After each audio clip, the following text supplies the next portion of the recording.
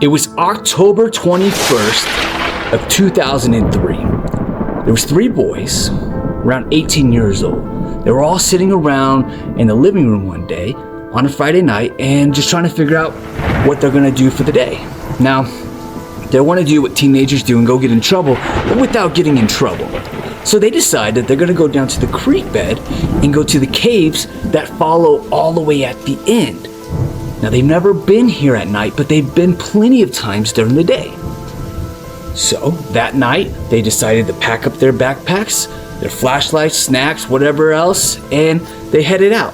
As they make their way to the creek, once you get to this field, you enter the tree line and it goes down into the creek bed, and then you follow the trail for about a mile until you hit these limestone rocks, and then you follow that for about another 300 feet, and then there they are. There's the caves. So they start making their way down the trail, and they get right to that limestone flat top. The caves are right there.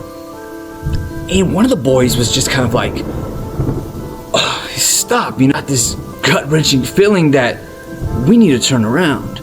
So his other friend's like kind of feeling the same way, but then the third friend, because there's always that one friend, was just like, I don't feel anything, I think we should keep moving forward. And the other guys were like, you can absolutely go forward, but we're gonna go home because I have a bad feeling. And so they turn around and they start walking towards home, the other way. When all 3 of them, even the doubter, look over to the right and they see this giant shadow figure that stood about 12 feet tall with these eyeballs that were glowing like an orange color. Now, it's kind of hard to explain, but when this creature, this thing, blinked, it didn't blink like a normal person.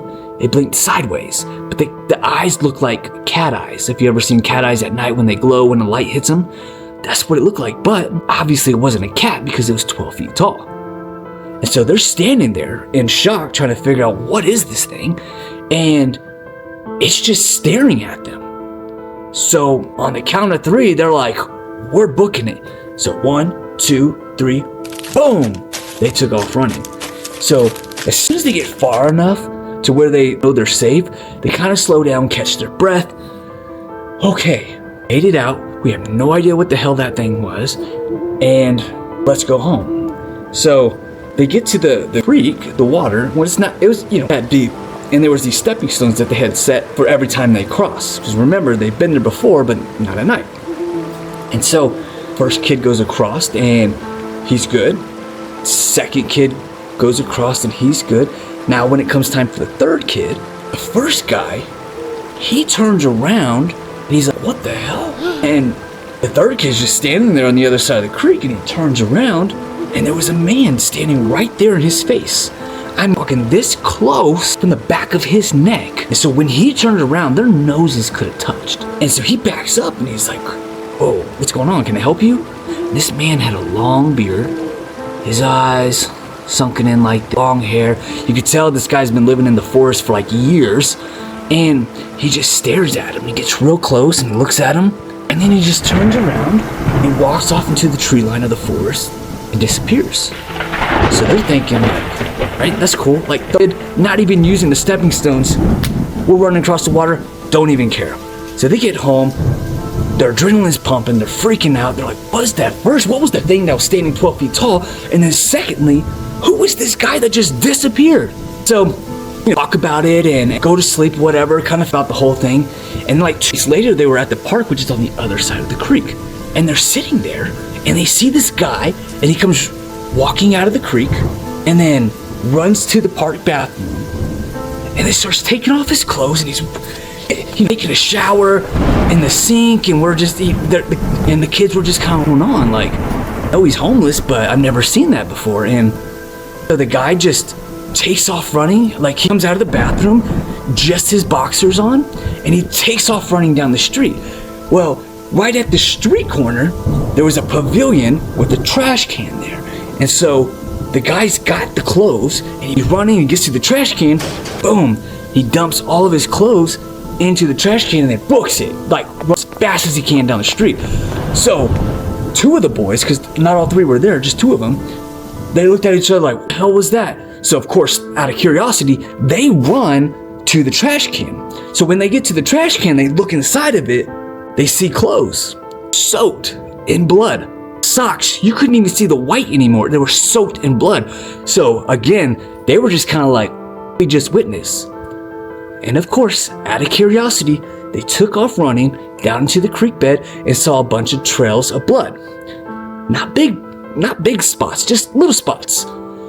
And so they follow this trail, and then it leads them to this walking trail that they have not seen before. And you gotta remember, these kids have been down there a lot. Every single day for the summer, that's where they explored, that's where they hung out, all of that. So when they saw this new trail, they were just like, okay, I have to explore that. That must be where he came from. And so they start heading down the trail. Well, first sign, big green trash can, trash all over the place.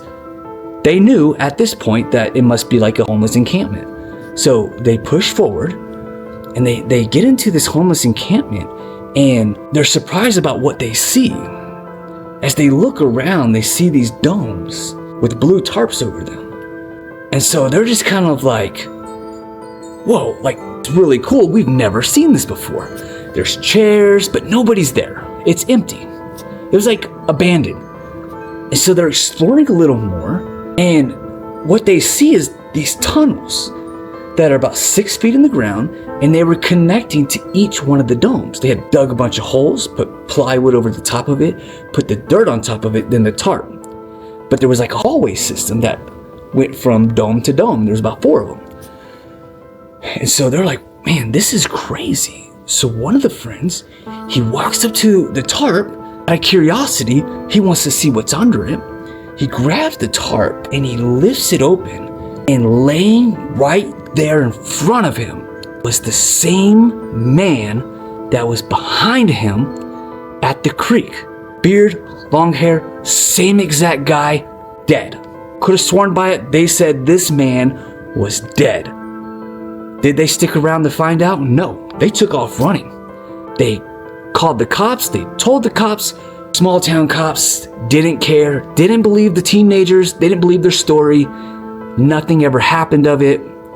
And to this day, they still have no idea who the man was, if that man was the man that was underneath the tarp, or if that man was even dead.